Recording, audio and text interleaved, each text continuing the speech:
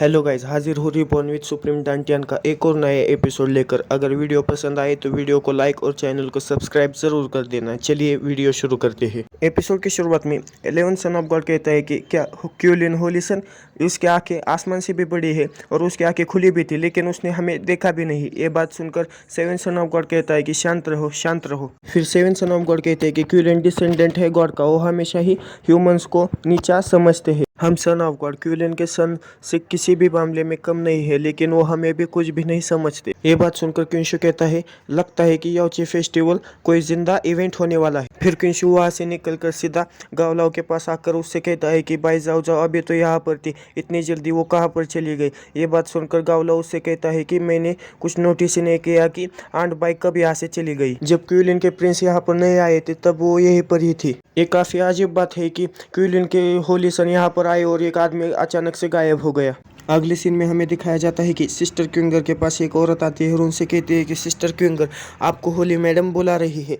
ये बात सुनकर सिस्टर क्विंगर 18 सन ऑफ गॉड से कहती है कि होली मदर ने मुझे बुलाया है, मैं पहले रेडलेस पुल के पास जाऊंगी। ये सुनकर क्विंशु हाथ हिलाते उनसे कहता है कि सिस्टर क्विंगर अभी बिजी है, हम एक दूसरे से बहुत समय से प्यार करते हैं, ये मैटर नहीं करता कि हम कितने दिनों के बाद मिलेंगे, मैं आपसे बाद में मिलता हूँ। ये बात सुनकर सिस्टर क्विंगर बहुत शर्मा जाती है और कहती है कि क्या ऐसा कहकर वहाँ से भागकर जाने लगती है और पीछे से क्विंशु हाथ हिलाते हुए कहता है कि हम लोग बाद में मिलेंगे। फिर क्विंशु लाओगाओ से कहता है कि मैं पहले रेडलेस पुल के पास जाता हूँ और तुम जाकर बाईजाओ को ढूंढो, वो लड़की अनस्टेबल है, उसे किसी भी ट्रबल में पड़ने मत देना। यह सुनकर लाओगाओ यस कहकर वहाँ से चला जाता है। तभी पीछे से कोई कहता है कि सन ऑफ गॉड क्विंशु अकेले यहाँ से रेडलेस पुल के पास चले गए, ये परफेक्ट टाइम है कि हम कार्रवाई कर दे।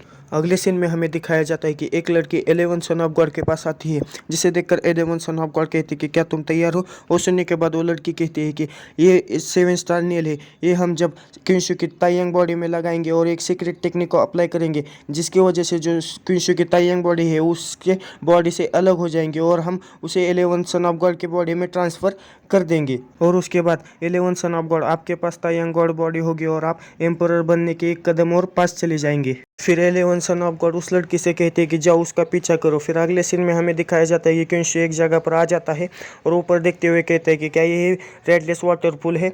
हमें दिखाया जाता है कि वो सीढ़ियाँ ऊपर जा रही होती है और उन सीढ़ियों के आजू बाजू में पानी उड़ रहा होता है और क्विंशु उसके सामने खड़ा हुआ होता है। जब क्विंशु उस पे सीढ़ी पर पैर रख देता है, जिसकी वजह से जो पानी उड़ रहा होता है वो लाल कलर में बदल जाता है और वो सीधा क्विंशु पर हमला कर देता है। क्विंशु छलांग लगाकर पीछे चला जाता है और उस हमले को डॉज कर देता है।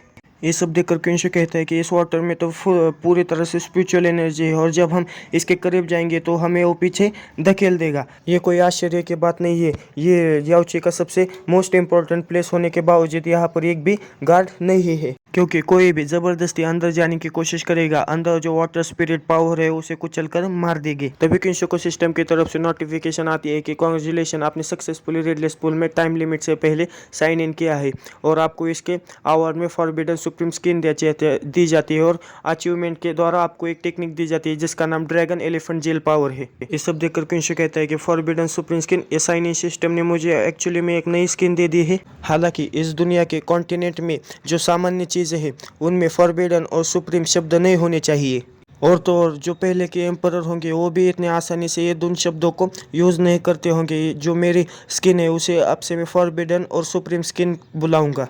फिर क्विंशु सिस्टम से कहता है कि साइन इन सिस्टम, ये ड्रैगन एलिफेंट जेल पावर को सीख लो। फिर से सिस्टम की नोटिफिकेशन आती है कि कांग्रेचुलेशन, आपने ड्रैगन और एलिफेंट जेल पावर की टेक्निक को सीख लिया है। फिर से नोटिफिकेशन आता है कि जब आप इस टेक्निक को सीखेंगे तो आपकी स्ट्रेंथ है वो ड्रैगन और एलिफेंट जैसी हो जाएगी और आपकी बॉडी ड्रैगन और एलिफेंट जितनी स्ट्रांग हो जाएगी और आपकी बॉडी का जो वजन है वो एक माउंटेन जितना भारी हो जाएगा। ये सब देखकर क्विंशु कहता है कि ओरिजिनली में पावर बढ़ाने की टेक्निक है और इसका क्या यूज़ है, चलो देखते हैं। ऐसा कहकर वो एक जगह पर खड़ा हो जाता है और अपनी dragon elephant jail power technique का इस्तेमाल कर देता है, जिसकी वजह से पूरी ज़मीन फट जाती है। ये देखकर क्विंशु काफ़ी चौंक जाता है और कहता है मैं इस टेक्निक पर भरोसा कर सकता हूँ, ये काफ़ी स्ट्रांग है और मैं इसकी मदद से रेडलेस पुल पॉइंट पर भी चढ़ सकता हूँ। क्या तुम्हें पता है कि ये एरिया जो है इसे हार्डेस्ट ब्लैक आयरन स्टोन से बनाया गया है, ये टेक्निक तो काफ़ी यूज़फुल है। तभी पीछे से क्विंशु को कुछ महसूस हो जाता है और जब वो पीछे मुड़कर देखता है तभी पीछे से कोई उस पर हमला कर देता है। ये देखकर किंशु काफ़ी चौंक जाता है